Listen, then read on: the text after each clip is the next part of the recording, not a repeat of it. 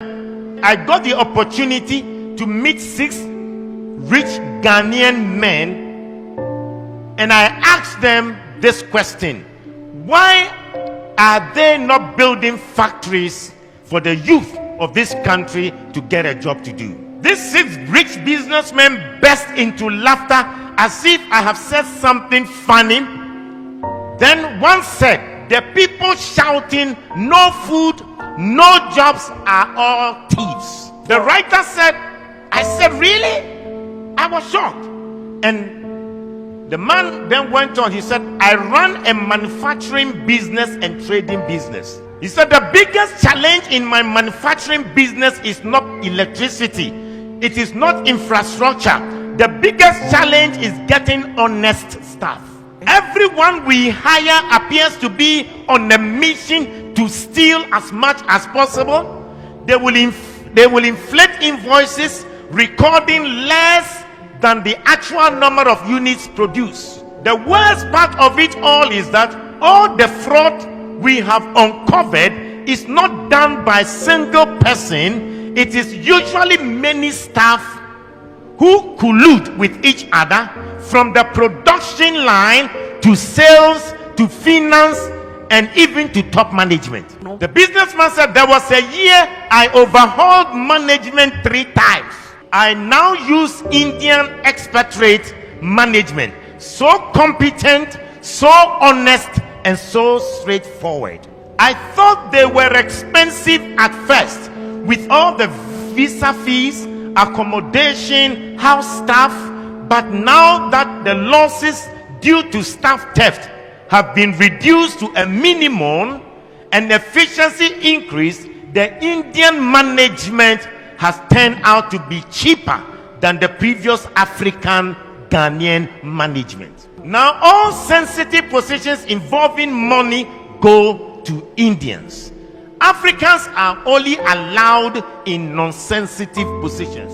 This is what the businessman further said. "I used to criticize indigenous African companies like Dangote Group that hire so many Indians when there are many unemployed Africans. But now I understand their painful decisions." He said, "My biggest challenge in the trading business is the same." In other words, he has a trading shopping business, and he said it is getting honest staff.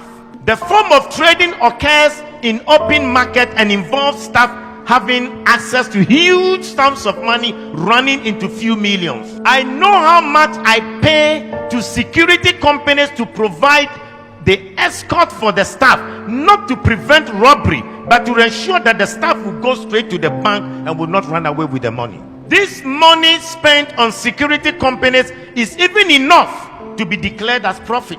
He said, "We have to spend a CCTV, biometric scanners, and other things that wouldn't be needed if the staff weren't looking for opportunity to steal." He said, "It got so bad at a point that my own criteria for employing a staff was no longer competence or certificate, but honesty. At least competence and skills can be learned, but once you are dishonest, you are dishonest." He said, "We always complain of the economy and how there are no jobs.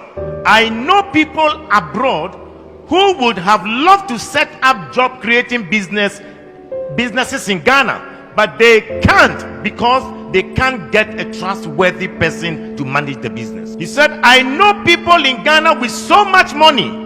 They want to start factories and other job creating businesses, but they can't because they are occupied elsewhere and they can't get any trustworthy person to run the business. Instead of investing in the real sector and creating jobs, they would rather buy treasury bills and keep their money than opening a business to employ Ghanaians." He said, "Dangote can open a shop and businesses in every African country in this world, but the problem is that they can't find good people and honest people to manage." He said their biggest problem is top government officials, the dishonesty between government officials that is preventing Africa to become better. He says, "Start a small farm and they start a small poultry farm, and they will steal the eggs. He said if they don't steal the eggs, they will intentionally kill the chicken and the fowls, and then they will ask you if they can take it home.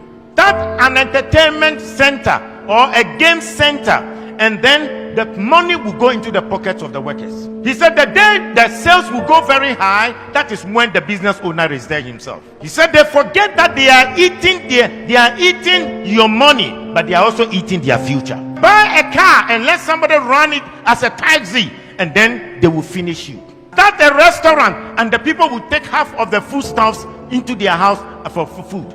He said even the small business shops, the small kiosks in town, people will still find a way to steal from the shop owners. The worst thing that happens is that they will make this code that that every person eats from where he works. They will justify the stealing. He said, I usually say the reason most Ghanaians haven't stolen billions of money is that they haven't gotten the opportunity. How can a businessman say that he managed his company and the Ghanaians he employed were running down the company, and they would rather prefer Indians to be top managers? And these Indians are managers that they are honest, they are straightforward.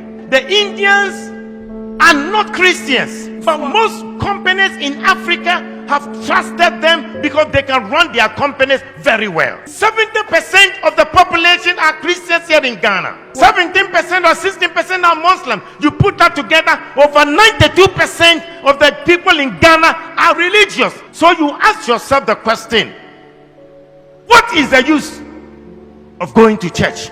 What is the use of their being religious? And yet Hindus who are not Christians are more straightforward and honest to sustain a business than the people who come to church on a Sunday. We are our own enemies. The businessman said, you wonder why there are no jobs? The people you meet them on the streets, if they are asking for job, you employ them today, tomorrow they will run your company down. You employ members from your church and they will destroy your business for you. We are the Judases, betraying one another. We are our own. We are. Wow.